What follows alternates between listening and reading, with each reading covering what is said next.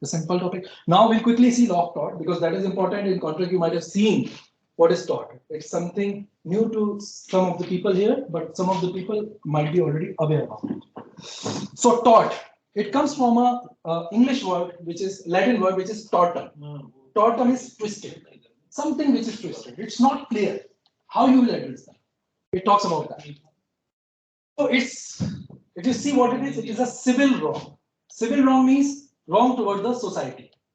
You made something wrong in general, which created inconvenience to the people. You did some nuisance. You did something which defamed somebody. You blocked the road. You have not signed any contract with the person who has made the road. You can say, I have no contract. I can do so. No. Any mental harassment to general people. Playing the audios on big volumes. So this all is just civil wrongs originated from the writ of trespass in UK's legislation. There is no law for tort. Please be mindful. There is no written law on torts. It's made from case laws and maxims, and UK brought this into the picture. It is originated from the writ of trespass. You might be aware about writ in our constitution, and there are writs for enforcing your fundamental rights. Same way, there is a writ in UK which is related to trespass. Trespass, entry in any person's body or premises without permission. Is trespass. You just gone there. You committed a crime, came back, I've just gone there. I gone to your house, I came back. Trespass. Without authority, don't enter into the premises or body of a person. This is a violation. It's a violation. So from this writ of trespass, it is a writ. So in UK, it is considered as a violation of fundamental right. So this is originated from this. It's a civil wrong. What else? It is uncodified, as I say. There's no written law for this. It's based on previous cases, and here there is no written statute, only case law and maxims. Nature of remedy. Here is only compensation, no fixed or written remedy, no criminal remedy that if somebody violated a contract, hanging. No, it is only compensation. If any obligation is not fulfilled in tort, get a compensation. That is the only remedy. No offense, no considered as offense, no like hanging or like bringing in a prison like the criminal law. Nothing. It's only compensation. Same common law principles: equality, justice, good faith, and inner conscience. This is the basis. There's a jurist called Salman. He defined tort as a civil wrong. Be mindful, huh? Civil wrong for which remedy is common law action. These are the basis of the remedies. For unliquidated damages, not fixed. The compensation can be 100 rupees, can be 1000 rupees. It will depend on the type of injury. Injury is important. Here the word is injury, and the injury should be legal injury. It should be a legal injury, means violation of my legal right. If somebody violates my legal rights in general, without any signing of contract or something, I can go to court of law. I can claim under tort, which is not exclusively the breach of contract. Now, this is important. Which is not exclusively the breach of contract or breach of trust or merely equitable obligations. You cannot say in my contract, if some violation is in the tort, it's not a violation in contract. Or any violation is contract, this is not a violation in tort. So the parties signing a contract can also be subject to the tortious violations. And the party not signing to the contract also can be subject to tortious violations. So that tortious liability is irrespective whether you signed a contract or in general. But if it is a violation in tort, it is a violation. It is a violation of, it is a legal injury. Legal injury. The injury of the legal rights of a person. And for that, what is the remedy? It's only compensation. Nothing else. Tortious liability. Another jurist, Winfield, he said, tortious liability arises from the breach of duty, primarily fixed by law. Now, this is the breach of duty primarily fixed by law. Means, if I sign a contract and there is a duty and I made a breach, that is also a breach as per the law because the contract is made as per the law. But if I don't sign an agreement, still I do something, I will still be subject to breach of the duty primarily fixed by law. Don't spoil the road. Don't create nuisance. Don't make huge sounds. So this all is there's no contract. It's a violations in general. So this duty is towards the persons generally. Its breach is redressable by action of unliquidated damages, unfixed damages. Now, contract versus tort. What is the difference? We discussed about tort, and liability. We discuss about contract and liability. Now, what are the three basic prime differences when we say my liability in contract and when we say my liability in tort? Contract is codified. It is written, while tort is uncodified. If you see our contract, sometime after this discussion, open the contract, onshore contract. See the word tort is mentioned, but is violation of tort is written. But is it written that there is some something stipulated clearly for that violation, like LD, like limitation of liability?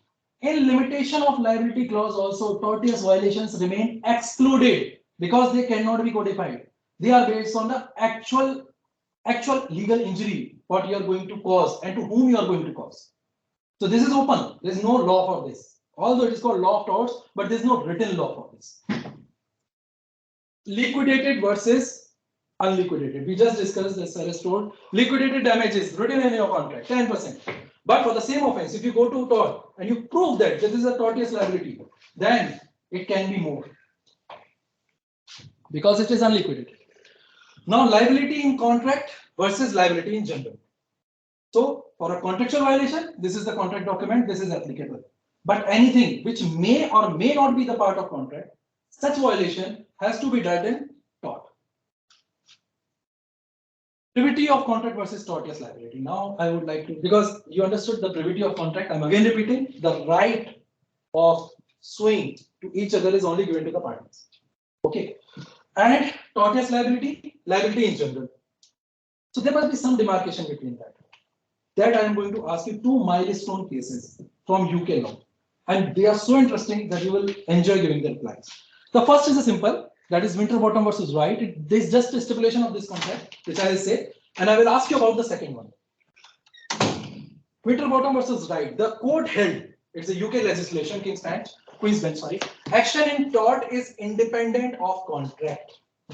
Action in tort is independent of a contract, and it is irrelevant and unjust to consider that privity of contract is essential for action in tort. What it says? It says privity of contract, the right to sue each other, does not apply to tortious violations because it is general towards the society. Next case will elaborate this when you will reply to this. This is a famous case in tortious liability. You can Google it after some time. Donogh versus Stevenson. It is UK legislation. I'm giving you the facts of the case and now please reply to this. This case says there were two persons, a boyfriend and girlfriend. They go to a restaurant in UK. They ordered some drink. The bottle of that drink was opaque. So you cannot see what is inside. The girl opened the bottle. She's seen a snail inside it when she would have drank half. And then she seen a snail. She got fainted. She got medical injuries and she was admitted. So the boyfriend of that girl, he filed a case against the restaurant. So restaurant said, see, it belongs to the bottle. I just purchased it, I gave you. I did not manufacture it. It was opaque. A reasonable person cannot see what is inside it. So I'm not responsible for it. He took the case to the manufacturer. What manufacturer told? Had you signed the contract with me? Yeah. No. No, but manufacturer, your contract, your receipt was with restaurant. So you did not sign any contract with me. How I am also responsible to address this compensation to you. So now what court would have decided in this? Who is responsible? Restaurant or the manufacturer? I addressed your induction issue. I'm in a meeting. I have already addressed. The answer is in the fighting of the previous case. The court would have taken action or asked the up to pay compensation from the A&B both the parties. Okay, this is one version. Okay. Yes, someone has to pay the compensation. But what about consumer courts? No, This is we we are talking about our court only, anything. It's in See, tort. three parties there. So I am the end user and I don't have the direct contract with you and you have the contract. Both have to pay to me and what percentage or what proportion. But sir, in natural justice, the party who is delivering it, the restaurant owner, it is opaque bottle. He cannot see it. Yeah. He has to just deliver. So can he be held liable for something which he even don't know? Yes. So But he is giving the service to. some cases it happens, but here the milestone decision, which is the basis of all the cases, is that consumer can bring an action in tort against the manufacturer, even when there is no contract exists between manufacturer and customer. So the complete responsibility here was given to the manufacturer. So what is the, Because- so the, it between the serving party, the service agent is totally exonerated? Not exactly. This is the beauty of the case law, that this case is 1932. You can understand how old it is. If you see the case laws against this, you will find a list of the case laws against this also. So this is milestone because in first time in the history, in the law of torts, it was decided that the manufacturer, the privity of contract does not apply. This is the significance of this case. You cannot say, you are responsible in general. You cannot say, this is my contract, I am limited to this. When it goes to tort, in your contract you can say, privity of contract exists, but not in law of tort. That is the idea to tell you on this.